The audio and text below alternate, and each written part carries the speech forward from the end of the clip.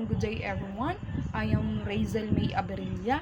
I am here to discuss our topic about management strategies under soil erosion.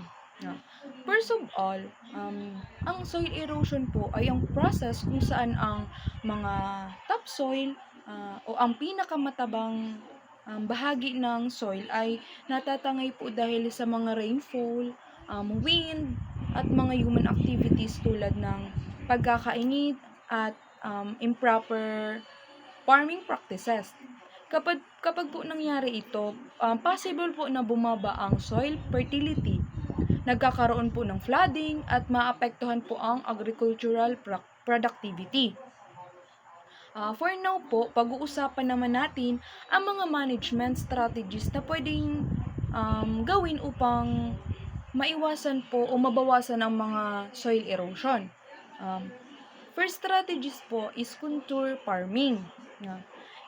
Ang contour farming po, ito po ay yung pagtatanim ng mga pananim po na sumusunod sa mga natural slope ng lupa. Dahil po dito, pwede pong bumagal ang mga daloy ng tubig ulan at hindi agad po siya tinatangay ng mga lupa. For this method naman po is very effective, especially po in hilly areas. Second po is terracing.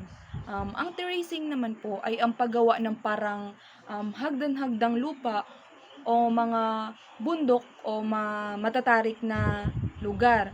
Nakakatulong po siya ma-reduce ang soil erosion by controlling water flow and preventing landslide. Common po ito sa mga rice field at mountains regions. Ang third strategies naman po is planting vegetation or cover crops.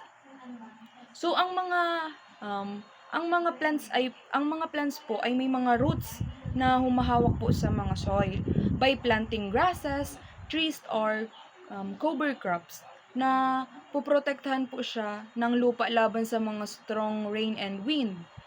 This also improves soil structure and moisture retention.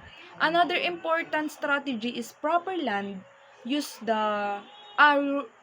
and reforestation. Ang pagputol po ng mga puno ng mga walang kapalit ay nagiging cause po siya ng severe soil or erosion. Kaya mahalaga po ang tree planting at tamang paggamit ng lupa upang mapanatili po ang soil stability. Lastly po ay mulching and sustainable farming practices. Ang paggamit po ng mulching tulad ng tuyong dahon or mga dayami po ay nakakatulong po siya para takpan ng mga soil. Mapapanatili po ang moisture at maiwasan po ang direct impact ng ulan or soil surface. To conclusion po, ang soil erosion po pala ay isang seryosong environmental problem. Ngunit po, kapag papagamitan ng mga tamang management strategies, maaari po natin itong maiwasan.